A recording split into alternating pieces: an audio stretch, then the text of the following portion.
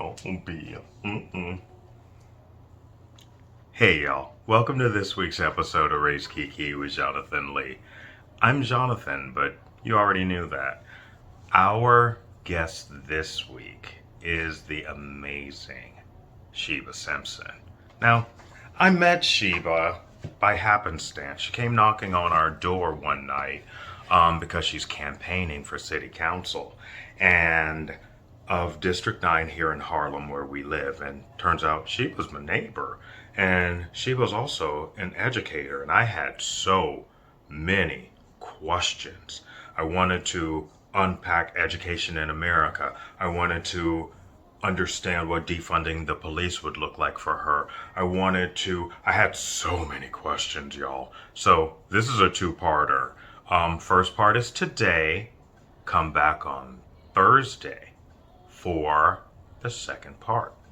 But may I present you Sheba Simpson at Race Kiki with Jonathan Lee. Enjoy. Oh, and by the way, could you like and subscribe and make some comments and let me know your thoughts? Thanks a lot. Be amazing. And remember, we can't fix a problem we're afraid to talk about, so let's talk about race.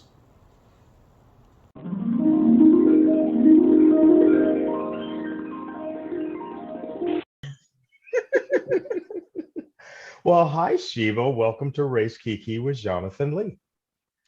Hi, Jonathan. How are you? Thank you for having me. I really appreciate the opportunity to speak with you on a myriad of topics. So I'm excited. I like the minute you came to our door when you were campaigning, knocking on y'all. She was running for City Council District 9 in Harlem. Speaking of, there's Yes. something about that I want to talk to you about in a little bit. Okay. Uh,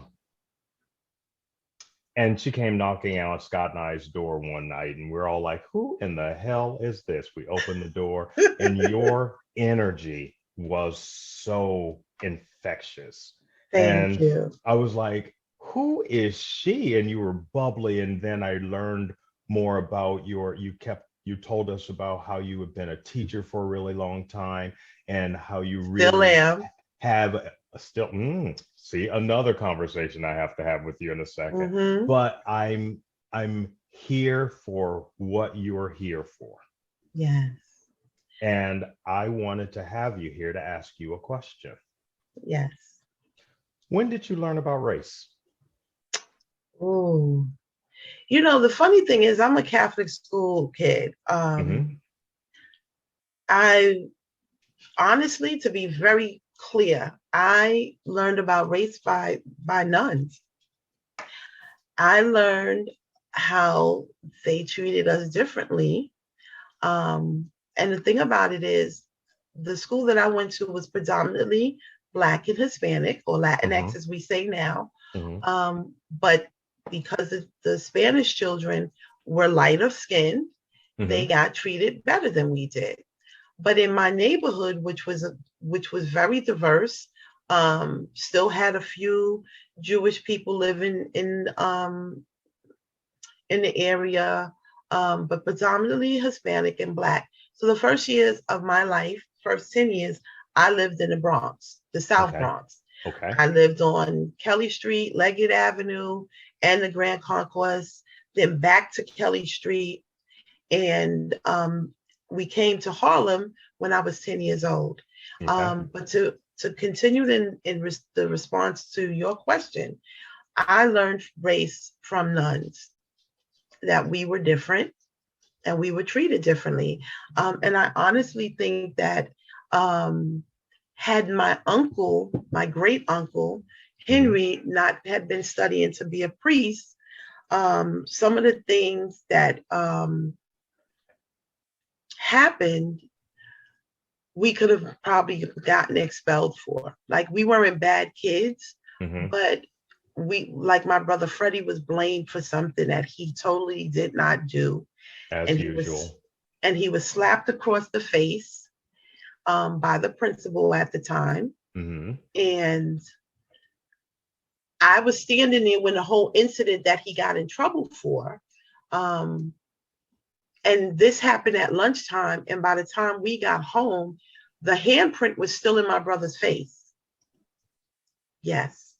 And so what I didn't understand, and now, but as a kid, I didn't understand this, but now I understand. Mm-hmm. My mom took me back to the school to speak to the principal and the priest, the head priest. And I didn't know why I was brought at that time, but I think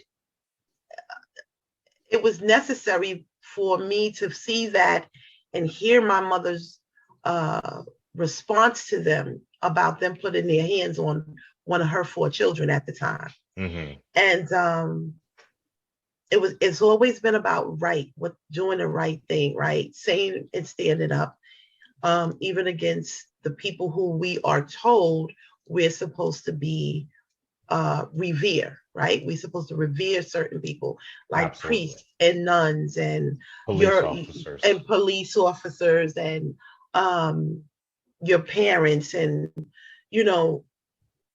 that's when I learned about race as a little girl. And I think my brother was in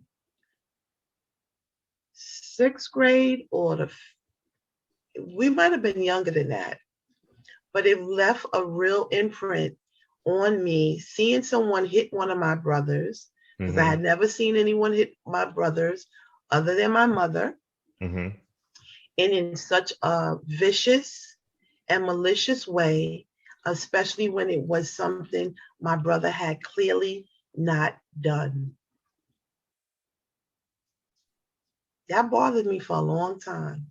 And it left an impression. And of course, it left an impression on me because I didn't think I was different in terms of my color or the way I was supposed to be treated until I went away to camp as well. Okay. I was chosen in 5th grade to go away to a week-long trip, camp. And everybody in my cabin was Black and Hispanic. They had segregated us, and they had Christmas in July. And they gave us presents, right? Beautiful presents that we thought we were going to get. The white girls and the white boys got all these big, like, doll houses and full body dolls and these lavish things. And we got like trinkets, little earrings, like, and I'm looking around like, what the heck is going on? And so that is, again, 10 years old, a 10-year-old. I was in 5th grade. And that's what you see. And that's what I saw. And then also on that same trip, we were playing softball. And this white young lady said to me, "I'm going in front of you." I said, "No, you're not." "I bet you I do." I said, "And I bet you don't." So when it was my turn, she tried to step in front of me, and I ragtagged and garbage bagged her. Because what you're not going to do, you're not going to tell me what you're going to do to me and not get a response back. I tell people I grew up with brothers. I have no sisters. 2 of them are older than me and 2 were younger than me. And growing up, it was one behind me because my youngest brother, God rest his soul, didn't come until we were all grown. Like, I was 18 when my youngest brother was born. So I grew up with 2 brothers, and one was really mean. Well, they were both, all of them was mean to me, but the 2 older ones were really mean to me when we were growing up. And so I had to learn how to stick and move. Like, you're not going to take advantage of me. And so I didn't punch her, but I certainly grabbed her and slung her and proceeded to swing my bat for my ball because we were playing softball at the time. What happened after that? She was like, "I'm telling." I said, "You can tell whoever you want to tell. You're still not gonna. You still didn't get in front of me."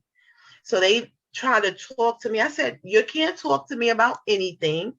She was wrong. She tried to get in front of me, And then she tried to act like she was going to hit me. And I just happened to grab Finish the her move. and moved her. Yeah. Simple.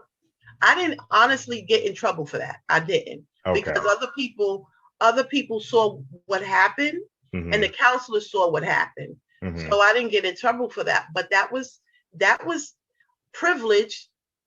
You know, we say privilege now, but that was a white person thinking that they could step in front of me as if I didn't exist, and that I was supposed to accept being taken advantage of. And so I was always the kid that got in trouble because I stood up for myself.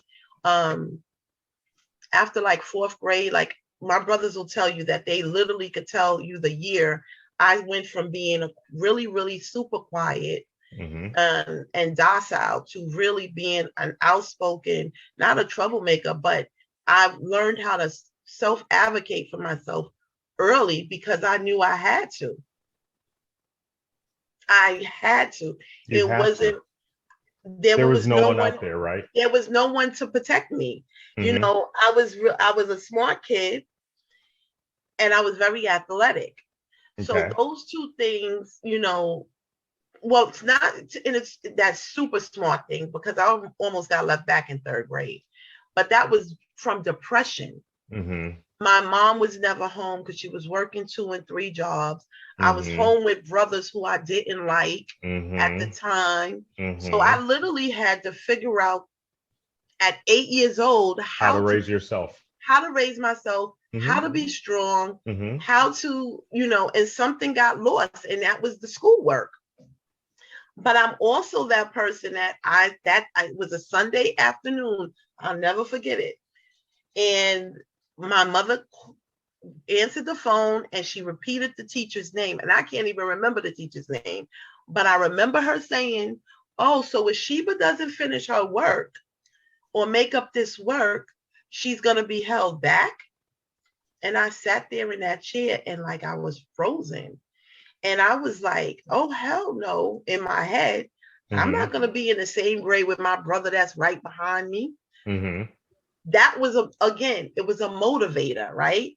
I learned quickly in life that you have to be able to shift if you want to succeed, right? So yeah, those are my experiences, like as a kid, learning how race works in this country. Now compound that, because I'm doing some math here, and I think you and I are around the same season. So we're probably around the 80s or so. You're in the 4th or 5th grade. Are you kidding me? I'm 51 years old. Like I was born in 1969. I was born in 1972. We're around the same season. So wait, you said the 80s. If I was 8 years old, that would be. Oh Lord, stop, girl. I don't do math. You're a teacher. Right. So if I was 8, it was 77. 77. Okay. So in 1977. In Harlem. I wasn't in Harlem at that point. Okay, where were you then?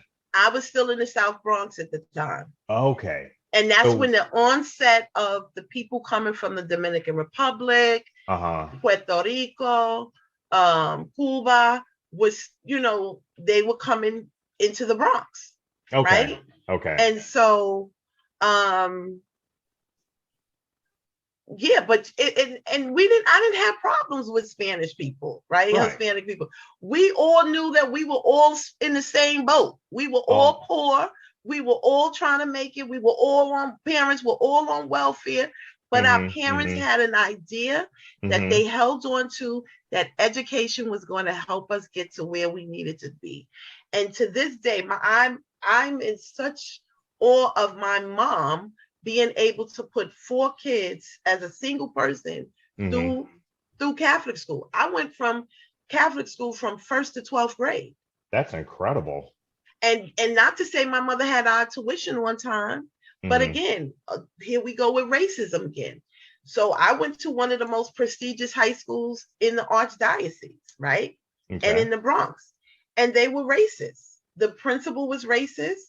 Mhm. We were treated differently. Mhm. And if you were a kid like me who stood up for yourself, Mhm. you were targeted as a smart ass or Mhm. a troublemaker. And I was fine with that. Like they would literally, when the tuition was late, they would call your name over the loudspeaker, and you would have to leave your class and sit in the auditorium. So you're punishing kids for something they have nothing to do, and you're not even calling the parents. Now, do you think that their racism affected the quality of your education? So I'm That's a leading question. No, you know why? Because 3/4 of my education came from myself. You know why? Because at the time we had books we could take home. If I Mhm. didn't understand what that teacher had taught me that day, Mhm. I took my book home and reread it for myself. The only part I did have a difficult part of time was with math, right? Okay. Even in 10th grade, Mr. Pallant, now I remember him, and he was a nice guy, don't get me wrong. He taught a math, I think it was algebra. He was Mhm. teaching, and I figured out how to answer the question the way I understood it. So he asked me to go to the board and explain it, and I explained it. He said, "But that's not the way I taught you." I said, "But that's the way." I said, "Well, did I get the answer right?" He Mhm. said, "Yes, the answer is right." I said, "So if I got the answer right and I'm able to understand how I got the answer, why is that not acceptable?"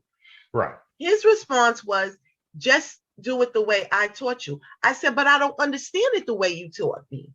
Right. And so I just gave up. I gave up. Mhm. Because why are you telling me to do something that I don't understand when I understand it this way? And so that's one of the reasons why I became an educator, because I Okay. wanted to be a teacher that I didn't have as a kid. Right? I wanted I, to be the teacher that allowed kids to figure things out as long as mhm. they can explain it Mhm. and Mhm. how they got that answer, as Mhm. in terms of math, Mhm. but just in general. Like I wanted to be the teacher that was a leader. Like I lead you to the information and I let you decipher it with your critical thinking skills. Right. That's what I wanted as a kid and never got. So um Is high that school, a is that a hmm, is that a product of the standardization of education? of course it is. Do what the teacher says and then you'll pass. And You learn how to do take this test, and then you'll learn how to pass. take this test and not be a critical thinker. And so Mhm. then now the shift comes, right? And you have these, because I teach high school now, you have these high school students who have been indoctrinated into regurgitating information to pass tests. And now Mhm. all of a sudden we want to reimagine schools. And now you want kids to be critical thinkers that But you they don't have know not, how. They don't they know don't, how. they don't know how, because you have indoctrinated their thinking from pre-K all the way up. And I can attest to that because I have taught every grade from pre-K to grad school. So I know what it is. I know that the elementary school teachers blame the early childhood teachers, then the Mhm. middle school teachers blame the elementary school Elementary. teachers, and then Mhm. the high school teachers blame the middle school teachers, and Mhm. then Mhm. the high school teachers blame then the college teachers, professors blame the high school teachers. But that's not who's to blame. The Mhm. blame is Mhm. the system. The blame is the system. The The system is system, broken. the system has, but honestly, the system is working the way it was supposed to work. I love So let that me you just answered it. so let me just say this. The system is working the way it's supposed to work. Okay. Because remember, you and I, people who look like you and I, were not Mhm. supposed to be in school. Right. Right. We were brought and enslaved into this country to be workers. Mhm. Mhm. And that ideology has gone into the public school system or the Mhm. education system that Mhm. is so outdated, Mhm. right? And so now people want to reimagine things that I've always knew was a possibility, right? Mm-hmm. I always thought that there should be different start times for different students. There should be different avenues in order to determine uh, what's the word? Oh God, it's right on the tip of my tongue. Intelligence? Mastery, Okay. of a specific topic or subject. There should be different avenues, not Mm-hmm. just you take a test and you are able to regurgitate what the teacher has poured in. I just never liked that. So much so that my first year in teaching, I was accused of, and my first license is special education. So Mm-hmm. my first year teaching, I had third graders who were 8-year-olds who were in the same school who could barely read, Okay. and some who could not read. Okay. And I have to preface it like that because what I'm going to say is so important. They give you the system gives you a scope and sequence. So this is what you're supposed to be teaching in September. This is what Mm-hmm. you're supposed to be teaching in all the way to June. Mm-hmm. And my young teacher mind was, how am I supposed to do this when my babies can't read? Right. So what did I do? I closed my door, and from the time we came in the morning till lunch, we did English, and we did English through the core contents. Then we came back after lunch with Mm-hmm. math, and we did math for the afternoon. That's how I got my kids. And I made them believe that they were capable, made Mm-hmm. them believe that we were a family in that classroom, made them believe that they mattered, made them believe that they were accountable for not only their own learning, but for the care of the ones who were struggling in that classroom. Fast forward, they take the state exam. Mm-hmm. My kids passed both the math and the English. They come to me and say, how did your kids pass this test? I said, excuse me? I taught them. I taught them. I taught them. Let me tell you what God does. God always puts someone to speak up for you. I had a paraprofessional. I could not stand her because she thought she was going to come in and read the Bible. She was going to plan her own plans. She was going to read the newspaper. She was going to have her No, not in my classroom. Mm-hmm. You're a classroom paraprofessional. You are going to work with the children. You're going to work with this group. And I gave her a complete schedule. You're not my supervisor. Had a whole issue with her. So they thought, because they knew she and I would have butted heads, they took her into a private meeting and asked her, did Miss Simpson cheat for her students? And that lady could not stand me. Mm-hmm. When she said Miss Simpson did what she was supposed to do with that test. So you're not supposed to be a teacher that teach Black and brown kids how to read and write. Mm-hmm. You're not supposed to be that teacher that gives a damn about kids. Mm-hmm. You're not supposed to be the teacher that takes $1,000 out of your paycheck over the course of a school year and beautifies your classroom to make it feel like it's an extension of their home or the home that they wish they had. I had the first generation of the crack babies. Remember, crack was an epidemic. And then I was in high school. I'll never forget this in high school. They were talking in social studies about, or either social studies or economics, some class that they were talking about. I was like, I don't want to learn about this. I don't smoke crack. I don't know nobody who smoke crack. Right.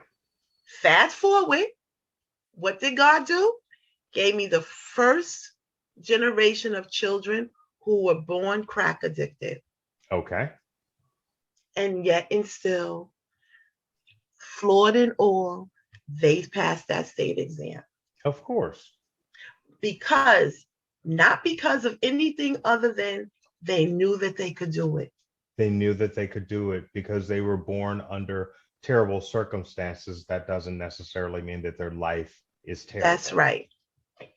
I used to tell my students, your zip code does not dictate where you end up in life. Mm-hmm. And it does not dictate. Well, it shouldn't. It shouldn't, but it doesn't have to. It is who you believe who you are. Mm-hmm. And one of the things Michelle Obama that I loved when I went to see her in 2018 at the Barclays Center, she said, God does not put the brains in one set of people. She does not give one set of people intelligence. That's what she said. Mm-hmm. Mm-hmm. It is spread around to everybody. Mm-hmm. Mm-hmm. I know a woman who was born in a third world country. And she is one of the most brilliant women I know. Mm-hmm. Mm-hmm. She was born in a tenement yard. Mm-hmm. And she said to me, I knew if I wanted to get out of that tenement yard, my education was what was going to get me out of there. And guess what? She said something that I have been saying to my students for years. What's that? Your education is going to get you where you need to go. Mm-hmm. And I didn't mean it by books. I didn't mean it by going to college. Your education is what you use it for your betterment, not for what people tell you you're supposed to be, what you want to do with your life. That is absolutely true. And so that's why I used to get in trouble as a kid, because I used to ask, why? And why then, do I have to do this? And why because does I this? said so. Because I said so. Because you have to take this test. Because we have to pass. Because if we don't pass, if this school doesn't pass, we don't get funding. If we don't get funding, we fall below. If we fall below, they close the school. If they close the school, then what you gonna do with your black ass? Exactly. Everything you said. And they're All still of preaching, that. and they're still preaching that today. That same thing. That same we're story. still teaching. And when you said that black and brown bodies aren't generally are taught, programmed, indoctrinated to be workers, that legitimately blew my mind. Seriously, it blew my mind because I'd never really thought about it that way before. No, Because that's why I have a friend of mine, a friend of Scott and ours. He's a teacher. He's an amazing teacher. He teaches for a Montessori school. Oh, I love Montessori teaching. Exactly. I love Montessori teaching. So amazing and engaged and interested, and they speak like full sentences and have complete thoughts, and they can we were at an event before quorum times. And I was sitting next to. He said quarantine. Yes, before quarantines. And I'm sitting next to this young girl, and she may have been 15 years old. And I'm having a philosophical conversation with a 15-year-old. And it legitimately almost blew my mind.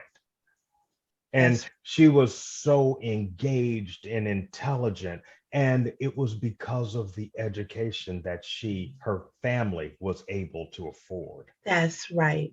It was because of not because she was a gifted child. I believe that all children are gifted. Of I course believe they that are. all children have the capacity to be incredible. Exactly. But it's what society deems they're worthy for, what you're good Exactly. for. Because you know just as well as I do, little Jamal here, and he's growing up and he's like 7 foot tall. Jamal, whether he can read or write, Jamal is going to college. And whether Jamal can read or write, Jamal is going to get signed by somebody, because every single person is ushering Jamal through to get their piece of the pie. To say, hey, I taught Jamal in the 12th grade. Oh my God, you can get a book deal teaching Jamal. Hey, it's so disgusting the way that we're blatantly continuingly profiting off of the black and brown. body. Of course, of course. That is why we were brought across the ocean to build And a country, for people who were too lazy or incompetent of doing. So let me just walk it back a little bit. oh, come If on, we want to talk about come on. the building of America, Mm-hmm. it's a generation, right? Every 20 Mm-hmm. years.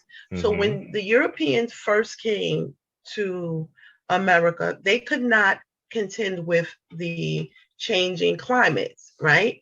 So they didn't send their best. They allowed the people who were deemed mentally disabled, the thieves, the robbers, the ones Working that off were debts and stuff. working off debts, they sent them. Mm-hmm. So, Mm-hmm. you know, initially they could not withstand the winters, the northern winters, and the extreme heat in the south, right? Mm-hmm. Mm-hmm. And so what happens? They die off and they bring some more and they bring some more. And then they started realizing, hey, the Native Americans, the indigenous, they're really smart. Mm-hmm. Mm-hmm. Let's befriend them and figure out how they have survived so long, right? Mm-hmm. Mm-hmm. Other than because of the melanin, right? Right. Right. And not for nothing, there were Black people here too Mm-hmm. that people want to leave out in history. But when you dig and you really do history, like I'm a historian, you Mm-hmm. dig, right? And you Mm-hmm. find out Mm-hmm. the truth. Okay. And so a whole generation of Europeans come and can't make it. They can't. They're just dying. They cannot assimilate into our the norm. Fast forward, they see that, hey, these people know what they're doing, Mm-hmm. and they play on that. But then they realize, oh, we don't have to do this. These people are so nice. They like helping and whatever, whatever, whatever. Not to say that Black people were not um, having wars on the continent of Africa and enslaving people, but the way they enslaved people was very different. Those people literally became like family members Mm-hmm. for the most part. They Okay. became, and after a certain point, they allowed them to leave, Okay. right? People want to say whatever they want, do your history. And you will see that is the way of war was held in Africa. Okay. Fast forward, Europeans go to Africa, and I always make a joke, and this is just to put a pin in what I was saying. I always make a joke of Mansa Musa, who was the most was one of the most handsome men, but one of the richest men, if not the richest man in history. Mm-hmm. Him going to that pilgrimage with all that gold and all that silver and all that myrrh and all those natural resources from Africa Mm-hmm. opened up the eyes of those Europeans. Mm-hmm. And they said, oh, Oh. let's go back. Let's go and visit them. Mm-hmm. And what do? Like they did in Harlem. Come and start these visits and just look around, and Looking.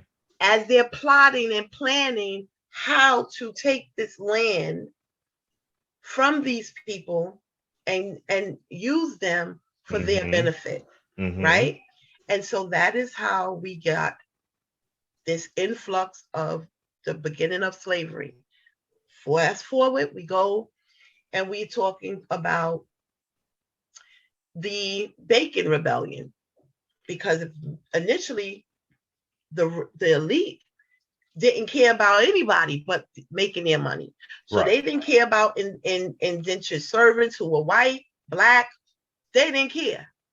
But when their Bacon Rebellion happened and they saw that the white poor and the Blacks were united and they were about to be overthrown, oh, we can't have that. No, ma'am. We can't have that. Mm-hmm. So what did they start doing? They started the caste system. Mm-hmm. Well, Mm-hmm. you better than them. I'm going to make you in charge of them. And I'm gonna And give you a that's couple what, of more dollars. and I'm going to give you a better house. Mm-hmm. I'm gonna give you better food. You'll Mm-hmm. be a little bit more money. Your family will be able to, dress better. And all you have to make people do, you have to just feed them a little bit, and they'll run with the rest, right? Absolutely. Mm-hmm. Made them feel that they were a little better than the next person, Mm-hmm. and then they will take it and run and dominate it. And that's how we get our caste system that we are still fighting to this day. Like when the person said, I don't know who said it, but they said when the poorest white person thinks that they are more, they were talking about Obama. When the Mm-hmm. poorest white person thinks that they are better than or superior than the most intelligent man sitting in the Oval Office who is Black, that is when you know that there is a problem. I think that's from the new Jim Crow. I don't know. Anyway, but that you are absolutely correct. That's how we're here. So this is why I tell people all the time, level the playing field. Mm-hmm. Level the playing field. If your race is so superior to others, to everybody else, then give everybody the same start off. Give them the same chance in life. Provide them with the same opportunities. Because guess what? I tell people this all the time. Even if we all have PhDs, there is somebody who's going to want to be a pizza delivery person. Mm-hmm. There's going to be someone who wants to be a janitor. There is going to be someone who wants to drive a bus. There is going to be someone who wants to be a crossing guard, because those are things that people choose. Mm-hmm. Mm-hmm. When you allow someone to have the choice to do something, They will. you get They will. You They allow will. that person to actually have passion in what it is that they're doing. Thank you. As opposed to forcing somebody to do something for something as arbitrary as money. Thank you. Made that such a thing that people are willing to do anything for. Well, some people. Some people, because that's one of the reasons why I believe I'm the best candidate for my district, our district, because you can't buy me. And again, learn that lesson from my oldest brother when I was a little girl. Didn't know I was learning that lesson and how it was going to help me be and shape me to be who I am today. Go on. Tell me the story. So my oldest brother, Ronald, okay, call him Ronnie, he told my brother Darian and I that if we cleaned up and did his chores, and if we was quiet, he was going to give us $1 a piece, $1. Okay. To be quiet and do his chores. I said, well, I'm not doing it. I'm not cleaning up your chores, and I'm not being quiet. So what did he do with my brother? He said, well, because my brother fell for it, he gave him my $1. Right. And then when my brother went to the store, he told my brother, Darian, and don't give Sheba none. And so I, being who I was and am, I don't care. I don't want what he's got. And I'm still not going to be quiet. And I still didn't do your chores.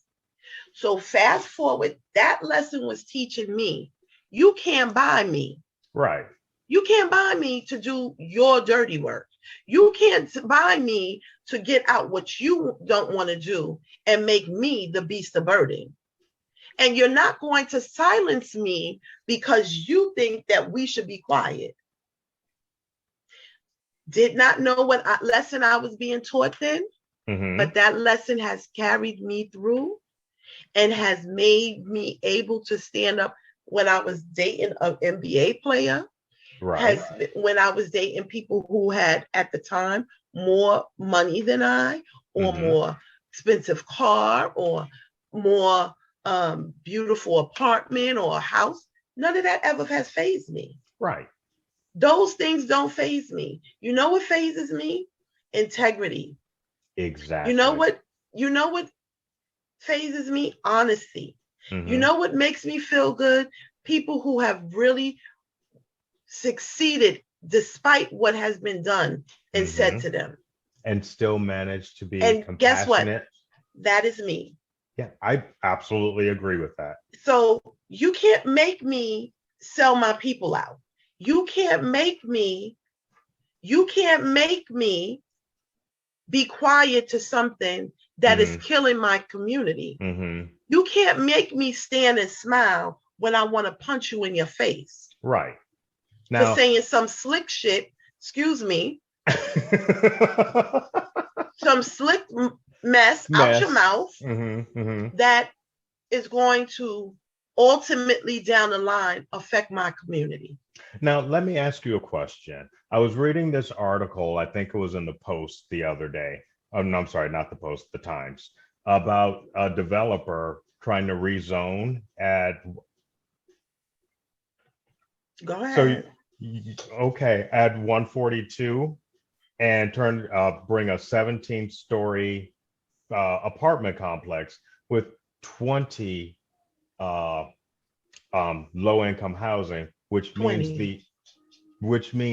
the other 41, if I'm doing my math correctly, are going to be millions and millions of dollars. Exactly. Further isolating the people in that neighborhood. And on Riverside Drive, it is one of our crowning jewels in this neighborhood. That's right.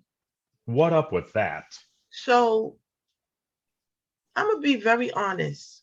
The elected officials of Harlem has sold us out. I believe all of that. It has been in the making to take Harlem from being a predominantly Black community for 30 years. When crack started. Right. When mass incarceration started. When the failing of our district schools. And then the failing of our healthcare system. And then the failing of our healthcare system.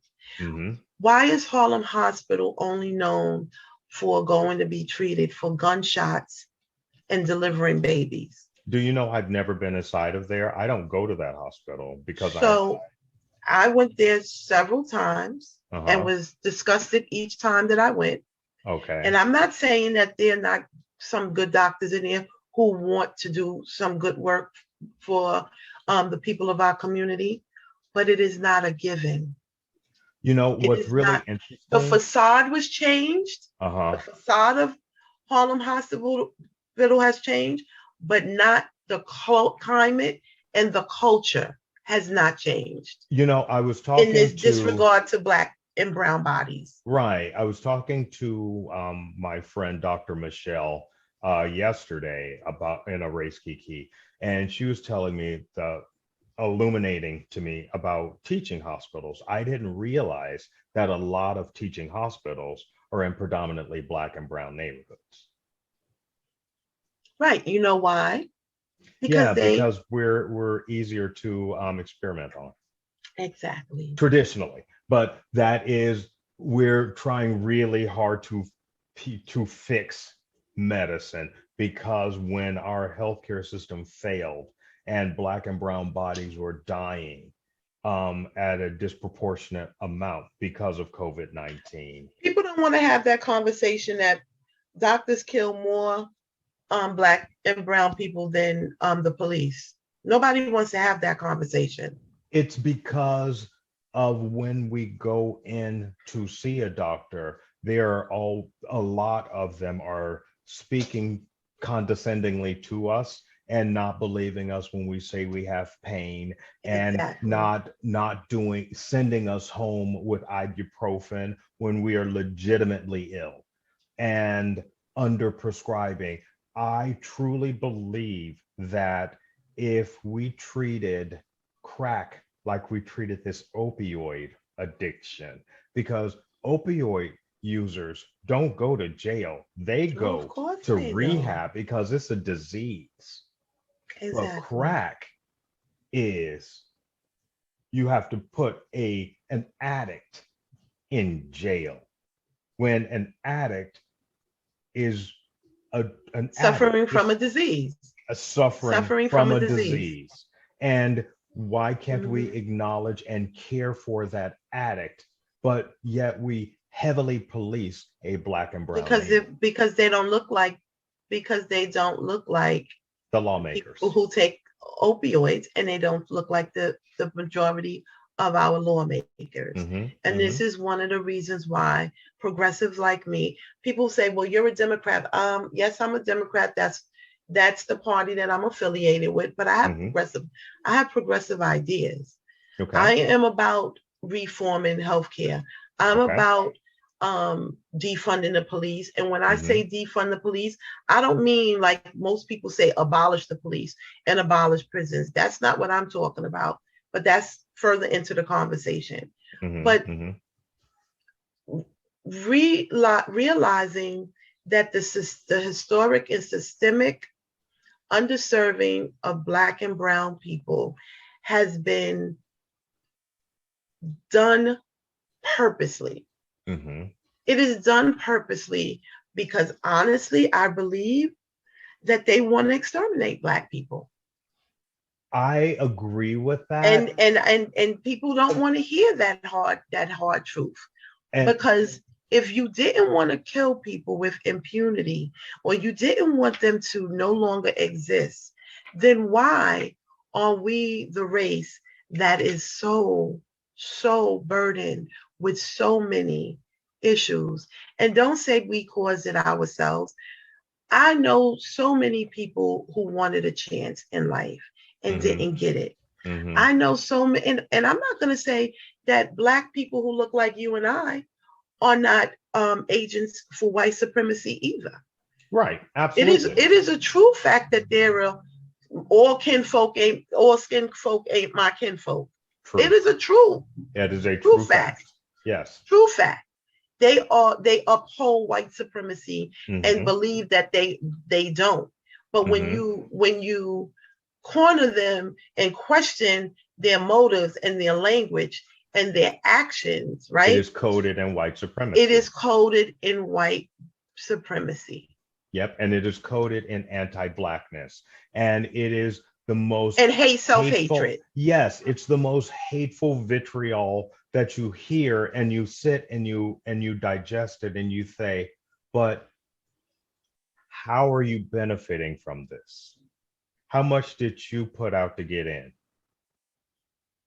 And I tell people all the time, Now, I want to let's talk about the defunding of the police, okay, because I'm seeing, as it's getting a little warmer out, Scott and I, my handsome white husband, and I went out. No, not white. There's a difference. Anyway, we went out. There's a difference. it is. White people are the ones who say just racist, just out here doing dumb white shit, dumb white people shit. White And I'm people are our friends, are our allies. family. No, no, I do not have Oh, allies. I do not have allies. No, no, no. I have accomplices. okay. We could say I we'll need you standing right here beside me. yes, Allies have the opportunity to ignore. They have the opportunity to that's stand true. in silence. They have the That's true. opportunity to acquiesce to white supremacy. Accomplices don't have that opportunity. Right. We need people like the man who stood with Bree Newsom when she took down that Confederate flag, because Exactly. he knew his presence was going to create a different outcome for Bree Newsom. Those are the type of people we need. Those are my Accomplices. warriors. Those are my Mm-hmm. accomplices. So Mm-hmm. anyway, Scott and I completely forgot where I was going in that story, because I had to explain that white thing, because I've been saying it a lot and I want people to understand the difference. Uh-huh. We were So talking about defunding the police.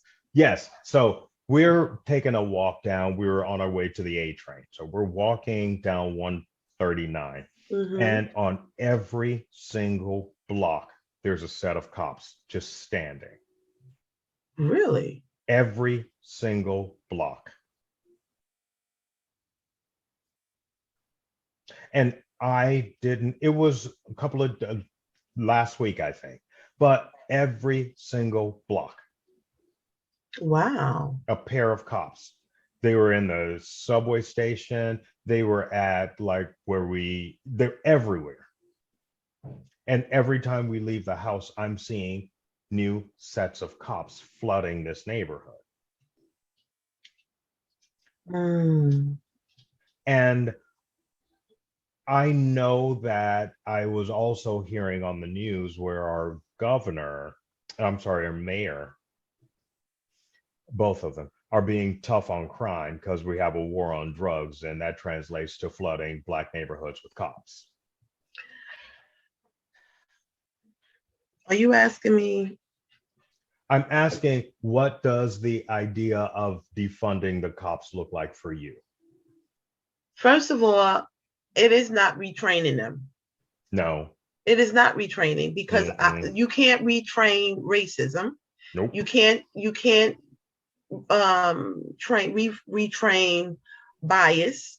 You can't retrain hate, You right? can. I feel like you can help people understand if they choose to.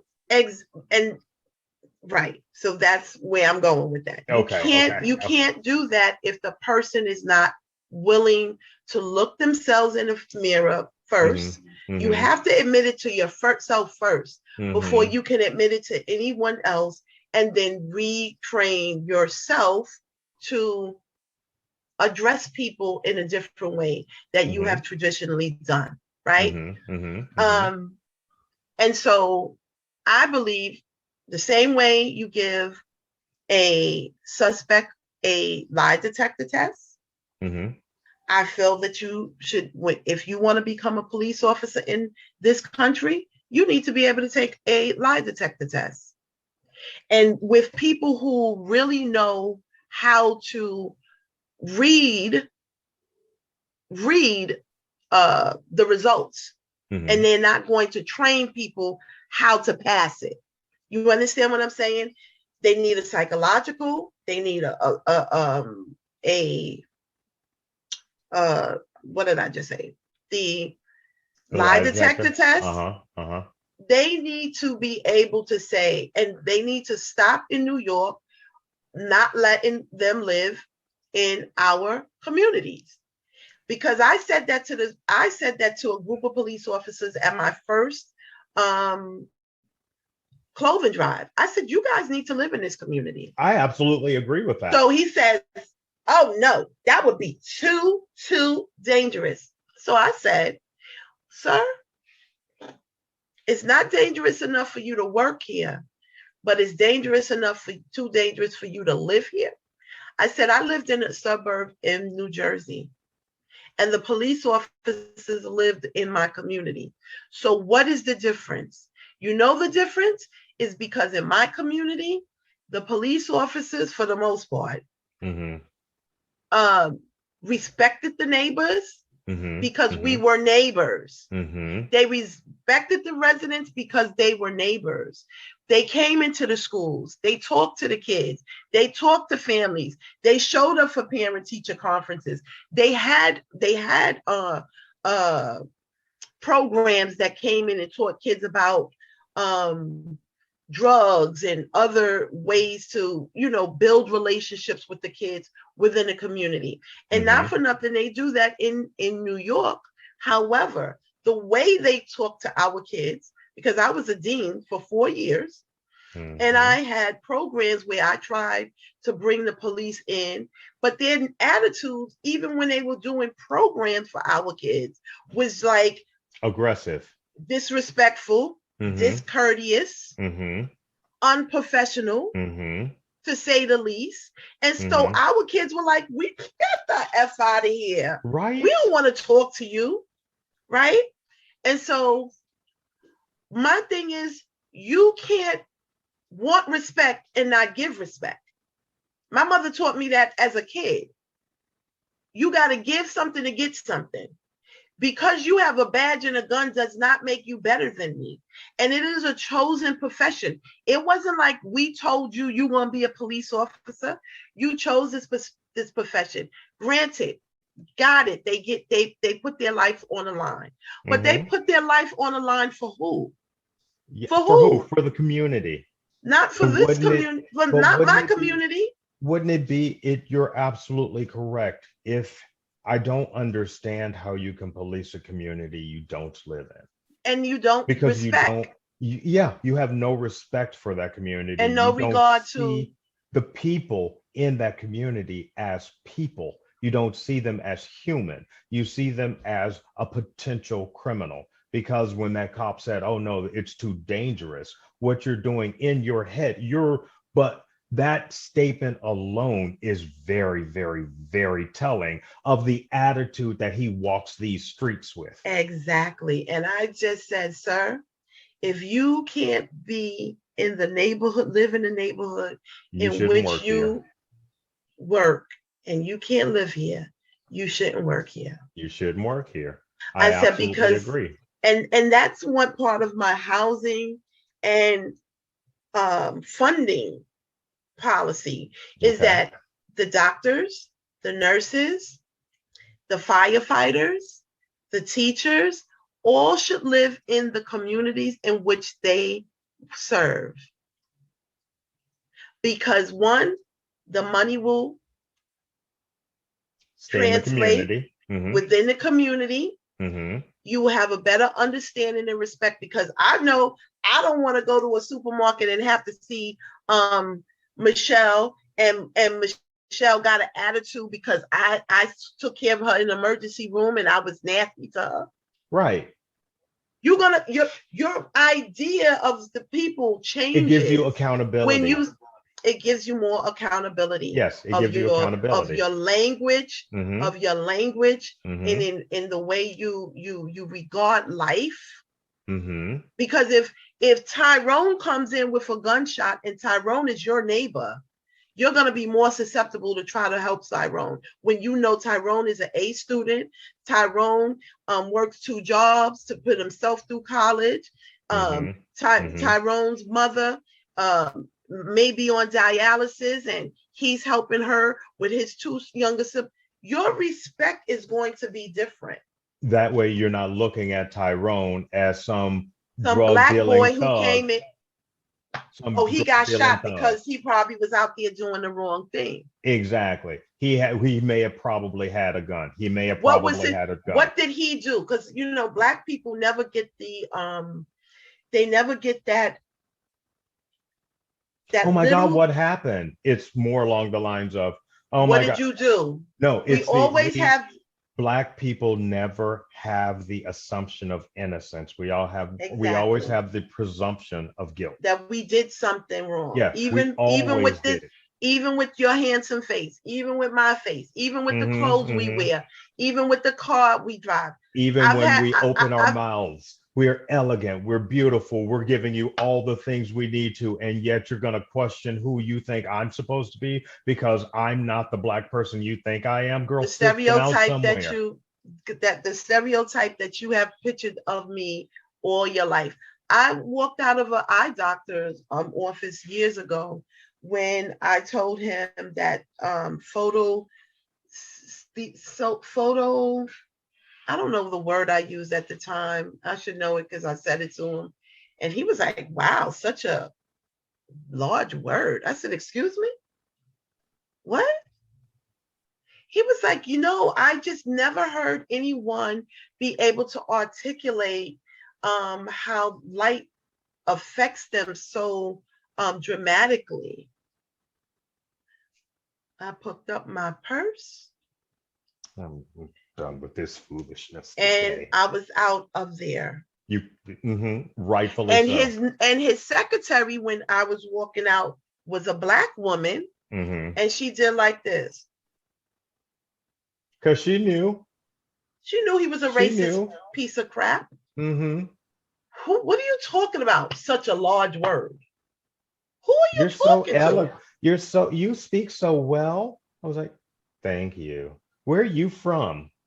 Mississippi. Where are you really from? Wait a minute. What part of Mississippi are you from? I was born in Natchez, Mississippi. My mother is from Vicksburg, Mississippi. Shut the front door. My mom is from the city that changed the course of the Civil War.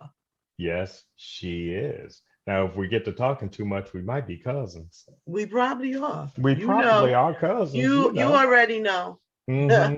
You know You how it already is. know.